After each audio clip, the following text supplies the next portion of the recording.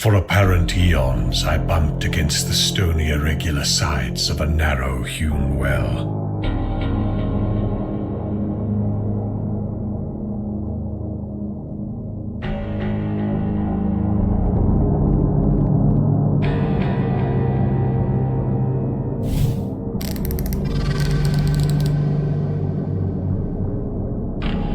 My nostrils were assailed by a scarcely definable menace, a creeping odor of damp and staleness, curiously.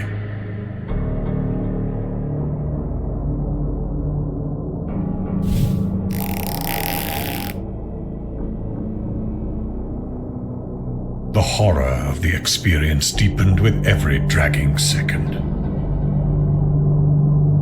Then, the mental cataclysm came.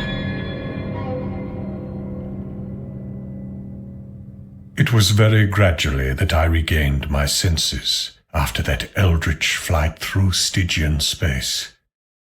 I must be lying helpless in some nameless cavern world toward the core of the planet. My bonds were still biting into me with unloosened force. I used all the art of a lifetime to free myself, as I had so often done amidst the glare of lights and the applause of vast crowds.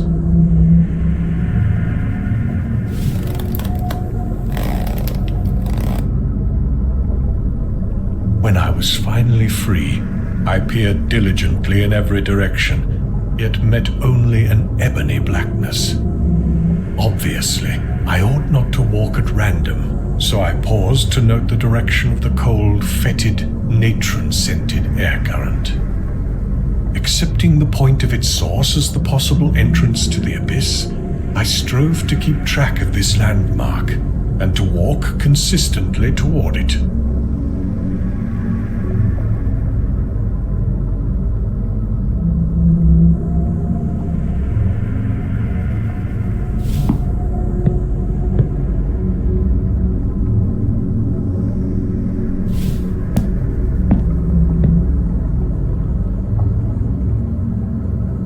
Once my head struck against a hard object.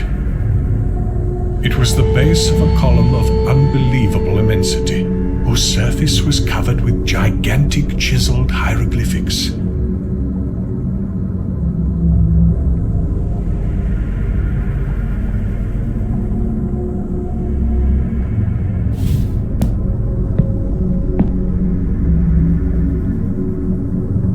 Crawling on, I encountered other Titan columns at incomprehensible distances apart.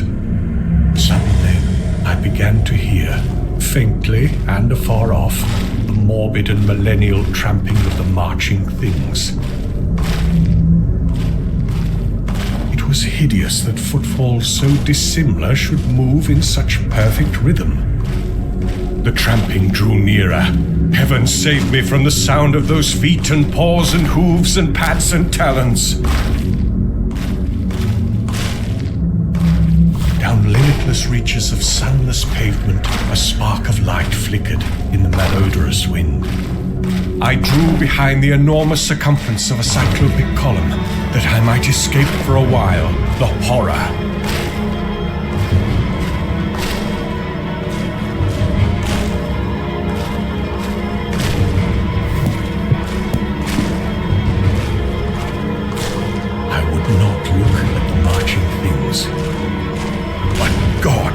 Their crazy torches began to cast shadows on the surface of those stupendous columns. Heaven take it away. Hippopotami should not have human hands and carry torches. Men should not have the heads of crocodiles.